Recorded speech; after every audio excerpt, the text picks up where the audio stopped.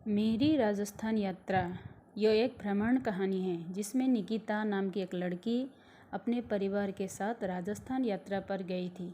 इस यात्रा वृत्तांत को अखबार में प्रकाशित करना चाहती थी क्योंकि उस दिन के अखबार में किसी बच्चे ने मुंबई यात्रा के बारे में अखबार में लिखा था। तो यह देख पिताजी भी निकिता को राजस्थान यात्रा के बारे में लिखकर अखबार में प्रकाशित करवाने की बात करते हैं। तो निकिता ने राजस्थान में क्या क्या देखा और कौन कौन सा स्थान भ्रमण की, इसके बारे में हमें बताया है। निकिता की तरह तुम लोग भी अपने भ्रमण वृत्तांत को डायरी पर लिखना और मौका मिले तो उसे प्रकाशित अवश्य करवाना। तो चलो अब हम इस पाठ को पढ़कर राजस्थान की सैर करते हैं। सर्दी की छुट्टी में निकिता अपने माता पिता और छोटा भाई अर्नब के साथ राजस्थान यात्रा पर गई थी। राजस्थान जाने के लिए सबसे पहले उन लोगों ने गुवाहाटी से नई दिल्ली तक की यात्रा राजधानी एक्सप्रेस से की। राजस्थान की उन लोगों की पहली मंजिल थी राज्य की राजधानी जयपुर शहर। जयपुर शहर सुंदर ढंग से सजाया हुआ एक शहर था। इस शहर के बाजार सब सीधी सड़कों के दोनों किनारे थी। भवनों का निर्माण भी बिल्कुल एक ही तरीके से किया गया है। यहाँ के प्रत्येक भवन में गुलाबी रंग का उपयोग किया गया है, इसीलिए इसे गुलाबी शहर भी कहते हैं। आज का जयपुर विश्व का सबसे सुंदरतम शहरों में से एक है। यहाँ इन लोगों ने कौन कौन से दर्शनीय स्थल देखे उसके बारे में जानते हैं। सबसे पहले उन लोगों ने वहाँ हवा महल की दर्शन की। हवा महल जयपुर शहर के 5 मंजिली इमारत हैं। इसमें सैकड़ों झरोखे बने हुए हैं। 1799 में महाराजा सवाई प्रताप सिंह ने यह महल बनवाया था। इन खिड़कियों का बनाने का मूल भावना यह था कि बिना किसी की निगाह पड़े, जो पहले पर्दा प्रथा का जो प्रचलन था उसके कारण स्त्रियों को पर्दे के पीछे रहना पड़ता था, इसीलिए अन्य पुरुष या अन्य लोगों की नज़र उन लोगों पर नहीं पड़े, इसीलिए यह महल बनवाया गया था। तो राजघराने की महिलाएं इन खिड़कियों से महल के नीचे सड़कों के समारोह व वहाँ होने वाली गतिविधियों को देख सके। इसके अतिरिक्त उन खिड़कियों से सदा ठंडी हवा महल के भीतर आती रहती हैं, जिसके कारण तेज़ गर्मी में भी महल सदा वातानुकूलित सा ही रहता था। इसके बाद निकिता ने सिटी पैलेस दर्शन की। यह जयपुर के सबसे प्रसिद्ध ऐतिहासिक तथा पर्यटक स्थलों में से एक है। राजपूत और मुगल स्थापत्य से बना महाराज का यह एक राजकीय आवास चंद्रमंडल के नाम से विख्यात है। यह जयपुर से लगभग 2 किलोमीटर की दूरी पर स्थित है। उसके बाद उन लोगों ने जंतर मंतर की दर्शन की। जयपुर का जंतर मंतर सवाई जयसिंह द्वारा 1724 से 1734 के बीच निर्मित एक खगोलीय वेधशाला है। इस वेधशाला में 14 प्रमुख यंत्र हैं जो समय मापने, सौरमंडल के ग्रह के दिक्पात जानने आदि में सहायक हैं। इस तरह का जंतर मंतर जयपुर, दिल्ली, उज्जैन, बनारस, मथुरा आदि स्थानों में भी बनवाया गया है। जंतर मंतर के बाद उन लोगों ने आमेर किला की दर्शन की। आमेर जयपुर नगर सीमा में ही स्थित उपनगर है। इसे मीना राजा आलन सिंह ने बनवाया था। यहाँ का प्रसिद्ध दुर्ग आज भी ऐतिहासिक फिल्मों की निर्माताओं को शूटिंग के लिए आमंत्रित करता है।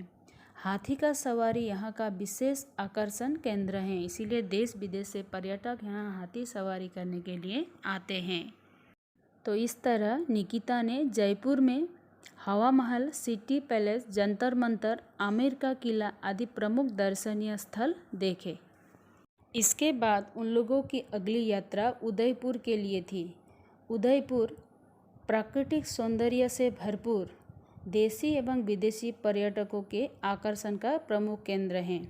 उदयपुर को पूर्व का वेनिस, जिलों की नगरी, राजस्थान का कश्मीर आदि नामों से भी जाना जाता है।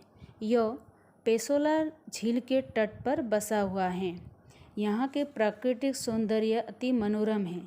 महल के अंदर वीर महाराणा प्रताप के जीवन से संबंधित अनेक चित्र, अस्त्र शस्त्र आदि भी रखे गए हैं। राजस्थान का एक अविस्मरणीय स्थल है अजमेर शरीफ की दरगाह। यह दरगाह महान सूफी संत ख्वाजा मोइनुद्दीन चिश्ती की याद में बनवाया गया था। यहाँ देशी विदेशी पर्यटक आकर भीड़ लगे हुए होते हैं। इस दरगाह से कव्वाली को सुनकर सबका दिल खुश हो जाते हैं। अजमेर से 11 किलोमीटर दूरी पर है पुष्कर झील। इस पुष्कर झील में कार्तिक महीने की पूर्णिमा के दिन बहुत बड़ा मेला लगता है और यहाँ देसी विदेशी पर्यटक आकर जमा होते हैं। ऊँटों का व्यापारी यहाँ का मुख्य आकर्षण केंद्र हैं, जिसमें हजारों की संख्या में ऊँट खरीदे और बेचे जाते हैं। इसके बाद उन लोगों ने राजस्थान के हिल स्टेशन माउंट आबू की दर्शन किए। प्राकृतिक सुंदरता और सुहाने मौसम के लिए इसे राजस्थान का स्वर्ग भी कहा जाता है। यहाँ का ऐतिहासिक मंदिर और प्राकृतिक खूबसूरती पर्यटकों को अपनी ओर आकर्षित करती हैं। पर्यटन के संदर्भ में राजस्थान का एक और महत्वपूर्ण आकर्षण है जैसलमेर शहर। इस शहर के सारे प्राचीन भवन पीले भूरे रंग के पत्थरों से बने हैं, इसीलिए यह शहर राजस्थान का स्वर्ण शहर भी कहलाता है। यह क्षेत्र विशाल थार मरुभूमि का एक बड़ा भाग है, जिसके कारण यहाँ केवल रेत ही रेत दिखाई देता है।